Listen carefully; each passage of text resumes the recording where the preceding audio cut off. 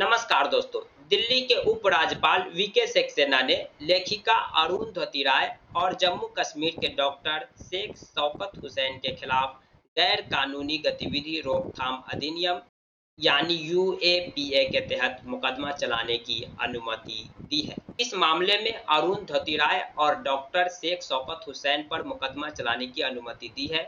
ये मामला 14 साल पुराना है, यानी कि 27 नवंबर 2010 का है। लेखिका अरुंधति राय को उनकी किताब the God of small things के लिए साल 1997 में बुकर पुरस्कार मिला था। वहीं शेख शौकत हुसैन कश्मीर सेंट्रल यूनिवर्सिटी में इंटरनेशनल लॉ के प्रोफेसर हैं। चलिए हम जानते हैं कि इन पर 14 साल पुराना वो कौन सा मामला है जिस पर यूएपीए के तहत मुकदमा चलाने की अनुमति अब दी गई है। साथ ही साथ ये यूएपीए क्या है, इनके बारे में भी हम जानेंगे। अरुंधति राय और शेख शौकत हुसैन पर जिस मामले के लिए यूएपीए के तहत मुकदमा चलाने की अनुमति दी गई है, वो कश्मीर पर दिए गए भाषण से संबंधित है। उनके खिलाफ सुशील पंडित की शिकायत पर एफआईआर दर्ज की गई थी। दिल्ली के उपराज्यपाल के दफ्तर से जारी बयान में कहा गया है कि दिल्ली के एलटीजी ऑडिटोरियम में आजाद द ओनली वे नामक कॉन्फ्रेंस में बैनर तले कश्मीर को भारत से अलग करने का प्रचार किया गया था। बयान के अनुसार इस सम्मेलन में भाषण देने वालों में सैयद अली शाह गिलानी, एसएआर गिलानी, अरुंधति राय, डॉक्टर शेख शौकत हुसैन और वरवर राव शामिल थे।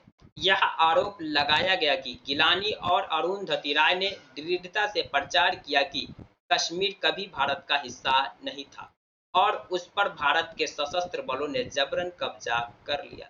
बयान के मुताबिक शिकायतकर्ता ने सम्मेलन की रिकॉर्डिंग प्रदान की थी। शिकायतकर्ता ने सीआरपीसी की धारा 156 क्लॉज 3 के तहत एमएम कोर्ट नई दिल्ली के समक्ष शिकायत दर्ज की थी। इसी आधार पर एक प्राथमिकी दर्ज कर जांच की गई। चलिए हम लेखिका अरुंधति राय के बारे में जान लेते हैं। इनके बारे में माना जाता है कि ये सरकार की मुख्य आलोचक है। अरुंधति राय को साल 1997 में प्रतिष्ठित बुकर पुरस्कार से नवाजा गया था। इसके 26 साल बाद सितंबर 2023 में उन्हें उनके लेखों के लिए लाइफ टाइम अचीवमेंट पुरस्कार 45वां यूरोपियन डीले एसआई पुरस्कार से नवाजा गया था। उनको यह सम्मान 2021 में प्रकाशित निबंध संग्रह आजादी के लिए दिया गया था, जिसके फ्रांसीसी अनुवाद को काफी तारीफ मिली थी। मौजूदा मोदी सरकार की मुख्य आलोचक रही है। अपनी राजनीतिक टिप्पणियों के लिए अक्सर निशाने पर आती रहती है। राजनीतिक टिप्पणियों पर उनके 2 लेख संग्रह भी प्रकाशित हो चुके हैं। ये रहा लेखिका अरुंधति राय के बारे में एक छोटा सा इंफॉर्मेशन। चलिए अब हम जान लेते हैं कि ये यूएपीए क्या है जिसके तहत इन पर मुकदमा चलाने की अनुमति दी गई है। उससे पहले हम आपको बता दें कि यूएपीए इन दिनों काफी ज्यादा विवाद में भी रहे और अपोजिशन पार्टी इसको लेकर के केंद्र सरकार पर कई सारे आरोप भी लगाए। बीते कुछ सालों में यूएपीए के इस्तेमाल में भारी बढ़ोतरी देखी गई है। कुछ राजनीतिक विश्लेषकों का कहना है कि इसे असहमति को दबाने के लिए सरकार इस्तेमाल कर रही है। यानी कि पिछले कुछ सालों में यूएपीए के इस्तेमाल में काफी ज्यादा बढ़ोतरी देखने को मिली है और कुछ राजनीतिक विश्लेषकों का मानना है कि इसका इस्तेमाल असहमति के दबाने के लिए किया जा रहा है। मतलब कि जो सरकार से असहमत है और सरकार के खिलाफ अपनी आवाज बुलंद करते हैं, अपनी आवाज उठाते हैं, उनको दबाने के लिए इस कानून का इस्तेमाल किया जाता है। चलिए अब हम इस कानून के बायोग्राफी को जान लेते हैं। यूएपीए एक्ट 1967 में लाया गया था। इसे कांग्रेस के नेतृत्व वाली यूपीए सरकार ने 2008 और 2012 में संशोधन कर और सख्त बनाया था। इसके बाद मोदी सरकार ने 2019 में इसे संशोधन कर और इसे कड़ा बना दिया। इसके बाद यूएपीए के तहत गिरफ्तार किए गए जो कोई शख्स होते उन्हें जमानत मिलना लगभग नामुमकिन सा हो जाता है। यूएपीए एक्ट सेक्शन 15 के अनुसार भारत की एकता, अखंडता, सुरक्षा और आर्थिक सुरक्षा या संप्रभुता को संकट में डालने या संकट में डालने की संभावना के इरादे से भारत में या विदेश में जनता या जनता के किसी तबके में आतंक फैलाने की संभावना के इरादे से किया गया कार्य आतंकवादी कृत्य है।